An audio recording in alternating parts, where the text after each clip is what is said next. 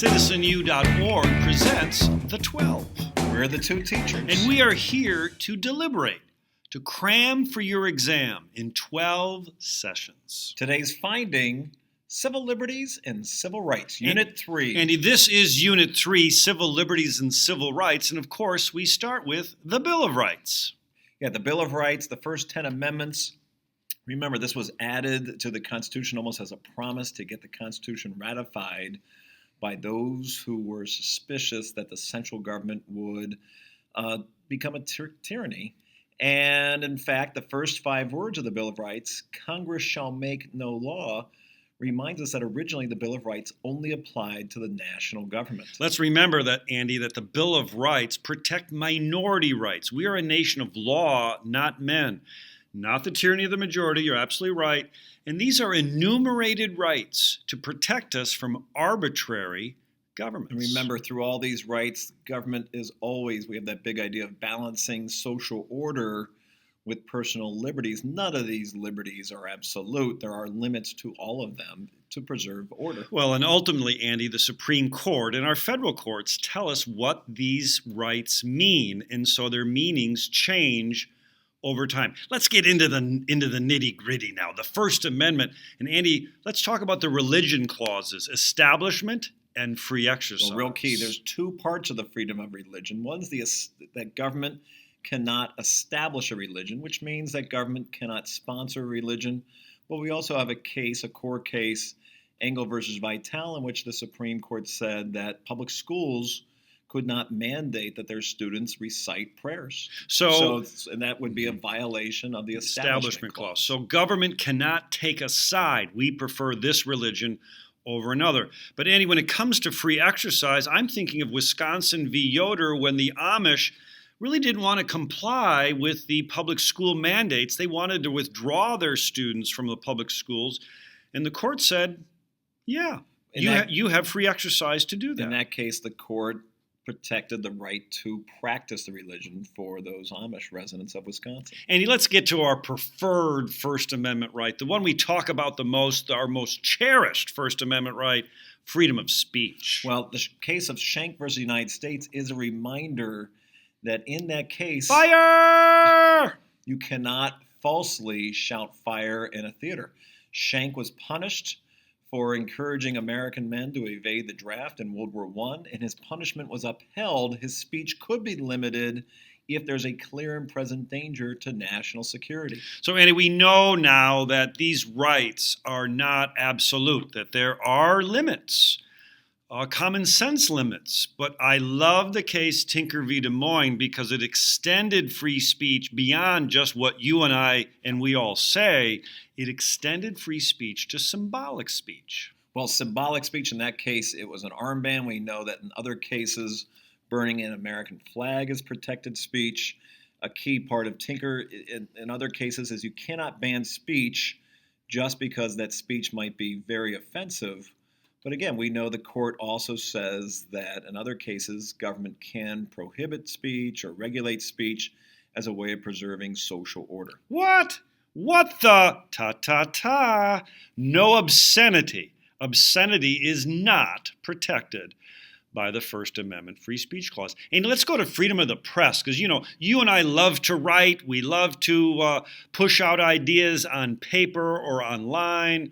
Protected by the First Amendment. It is. The right to free press is protected by the First Amendment, particularly the protection against what we call prior restraint. And these are cases like the Pentagon Papers. Oh, I love New York Times versus U.S., in which the government, the Nixon administration, was trying to restrict the publication of classified information. The Supreme Court says the government can restrict the publishing of classified information, but not in that particular case. That's the New York Times versus U.S. So this is, Andy, one reason why we see our governments making everything more about national security, because it does give them a little bit more prerogative to limit what we read about in our press. I would say our freedom of the press is one of our fundamental rights and our most necessary right if we want a free civil society. Say, speaking of civil society, we got to start talking about the Second Amendment and the right to bear arms. And we know that the right to bear arms was incorporated. That means it was applied to state and local governments pretty recently. In particular, it applied to cities. McDonald v. Chicago. In the case of McDonald versus Chicago, where the Supreme Court for the first time said that a city, in this case the city of Chicago, could not have a blanket prohibition against the purchase of handguns by law-abiding citizens. Andy, this is a big debate. I'm sure you're having it wherever you are today, but does the Second Amendment apply to militias or individuals? And the Supreme Court in our lifetime has said, listen, it's clear.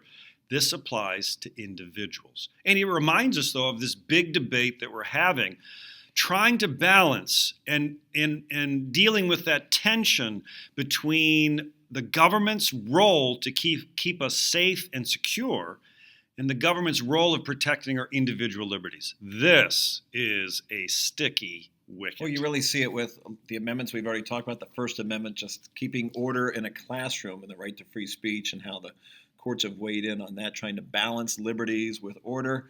But you also see it in the Fourth Amendment when it comes to the seizure of evidence by police, in some cases that violates the Fourth Amendment because it was an unreasonable search or seizure. Well, in the era of terror, and our governments are telling us that we need to be careful of our neighbors, this collection of metadata and all the digital data that is now available, and whether or not this infringes upon our Fourth Amendment rights and Fifth Amendment rights and Sixth Amendment rights, this is a debate we're having, and it's a debate that will be settled by the courts. Yeah, because remember, the Fifth Amendment is there to protect us from self-incrimination, the idea that the police have to notify us of rights is from the Miranda rights, from Miranda versus Arizona. And one of those Miranda rights is the protection that police must notify us of our right to counsel. That right to silence and right to counsel are individual liberties that are meant to prevent false confessions. Andy, you mentioned something earlier that's a bit tricky for me, and that is selective incorporation.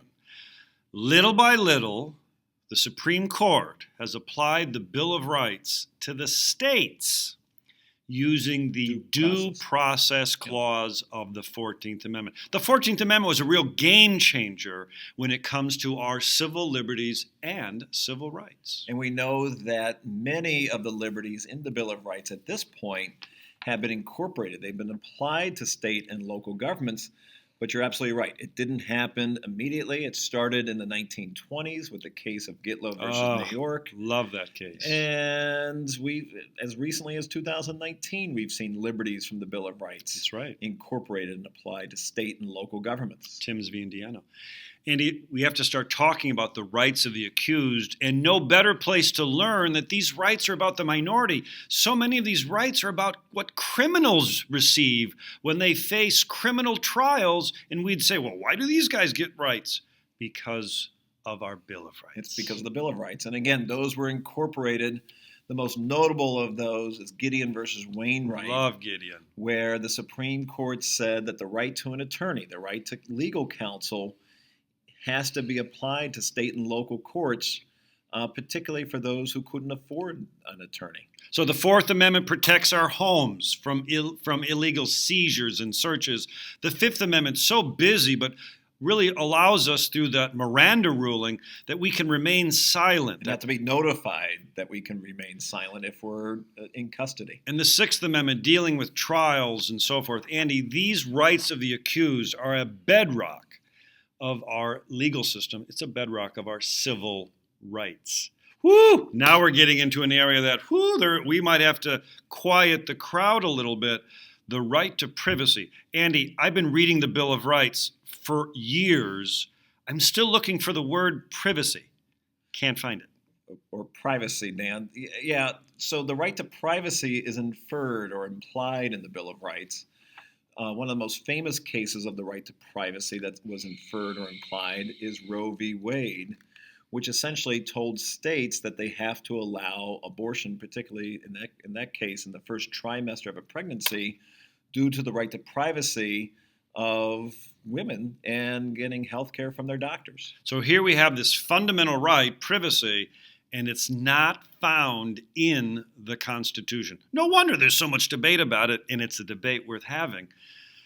But Andy, let's move beyond civil liberties. If civil liberties talk about those rights of individuals, speech, press, religion, now it's time to talk about those rights we provide to groups like women, African Americans, Latinos, LGBTQ. We're talking about civil rights, and it's all about the Equal Protection Clause of the 14th Amendment. Right, and you can especially see the Equal Protection Clause being incorporated into Brown versus the Board of Education decision. So important. Which prohibited racial segregation in American public schools.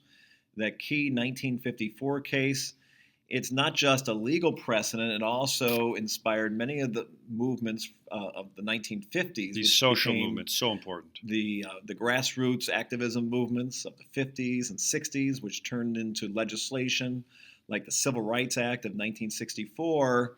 Remember, the Civil Rights Act of 1964 prohibited racial segregation in public facilities like restaurants, movie theaters, hotels, restrooms.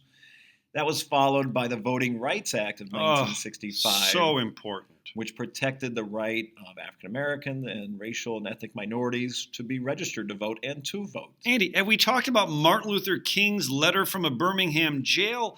This civil rights manifesto continues to inspire an army of grassroots citizens acting out on their rights as protected by the Constitution. Andy, what an inspiration to us all. And one of the geniuses behind the letter from a Birmingham jail is Dr. King's connection with the protections of the Constitution, but also those founding ideals, connecting it back to all men are created equal, that we have natural rights.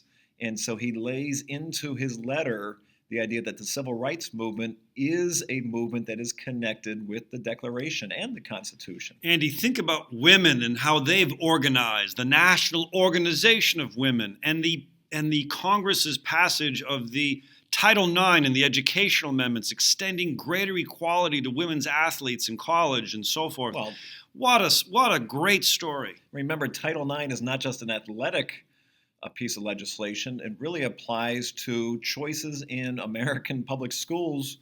It used to be when your grandmothers were in American public schools, they had to take a home ec and a typing class, and your grandfathers didn't. Well, Title IX got rid of those gender discriminatory policies. But Andy, this narrative of equal rights has not always been a positive memory, that there have been times when our government has acted against these movements. Think of the case Plessy v. Ferguson, where African Americans were seeking integrated railroad cars to travel in, and the Supreme Court, Andy, you remember the precedent, back in 1896, separate but equal. And showing that, yes, that became precedent, but then in landmark decisions like Brown versus Board of Education, the Supreme Court comes in and changes that precedent, and again, sparking more and more grassroots activism and then legislation. Well, you want to spark a debate, let's talk affirmative action. Woo! Affirmative action. That's a hot debate. Well, remember, affirmative action is a debate about how to best implement essentially the Equal Protection Clause of the 14th Amendment. And the Supreme Court is, well, I would say consistently, it's debatable, but essentially the Supreme Court has said that public universities cannot have quotas. Universities cannot have racial or ethnic quotas for admitting students. They cannot have point systems. But that universities can have a goal of increasing racial or ethnic diversity, that race and ethnicity can be used as with strict scrutiny as an element of criteria for applicants, but it can't be the only criteria. Mm-hmm. Yes. Andy, we're talking about civil liberties and civil rights. It's really the American story, why so many over the years have come here, in part because of these civil rights and civil liberties. Andy, we're the two teachers. No fancy words. No fancy suits. Plain talk about issues you need to know. Just in time.